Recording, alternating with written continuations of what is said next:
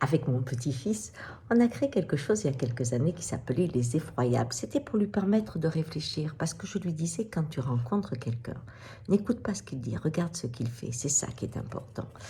Et je trouve que c'est bienvenu aujourd'hui où nous sommes à l'intérieur puisqu'il y a la tempête. Les effroyables, en voilà un effroyable qui est super. C'est celui qui dit, si tu veux la paix, prépare la guerre. Intéressant, non? Parce que tous les pays riches préparent la paix, hein, pour éviter la guerre. Alors on a un armement extraordinaire. L'année dernière, souvenez-vous, la Chine qui faisait des défilés de ouf. On avait la Corée, on avait la Russie. On a eu aussi Monsieur Trump qui a augmenté de 16% son budget de l'armement. Vous voyez, c'était incroyable, hein. Tous ces grands pays très riches qui préparent si bien la paix. Alors, les pays pauvres n'ont pas le droit. Et d'ailleurs, dès qu'ils commençaient à devenir un peu riches et qu'ils voulaient avoir de l'armement, pouf, hein, on les écrasait. Par contre, quand l'armement qui rapporte beaucoup a des stocks un peu trop importants, c'est dans les pays pauvres qu'on va l'utiliser. Et ce qu'il y a aussi de très, très intéressant, c'est que qui aime bien, châtie bien. Voilà un effroyable. L'amour et la guerre, étonnant, parce que on revient à quelque chose de très, très présent aujourd'hui. L'amour, l'amour. Toutes les religions, quelles qu'elles soient, ont une essence en germe, l'amour. Les hommes et les femmes qui l'ont inspiré avaient les mains nues. Ouais, ils étaient même pieds nus, des fois. Ils arrivaient à s'ouvrir à un éveil où ils montraient de l'être humain ce qu'il avait de plus beau, de plus fort, de plus cher. C'était fabuleux. Ils ont marché et ont entraîné avec eux des foules entières qui tout d'un coup ont découvert dans l'espèce sa beauté.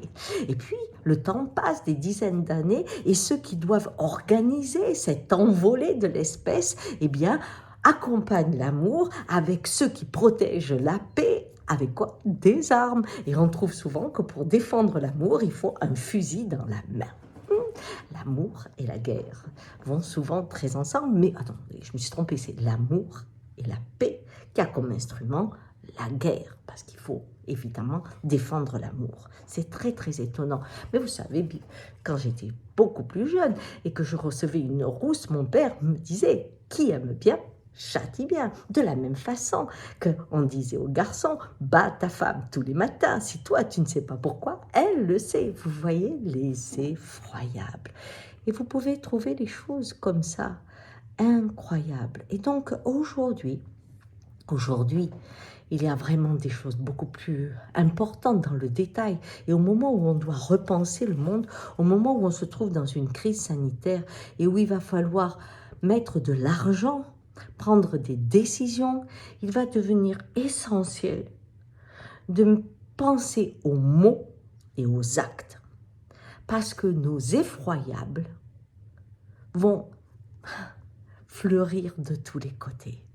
Et donc, quand vous parlez, faites bien attention que vos gestes soient en accord avec vos mots.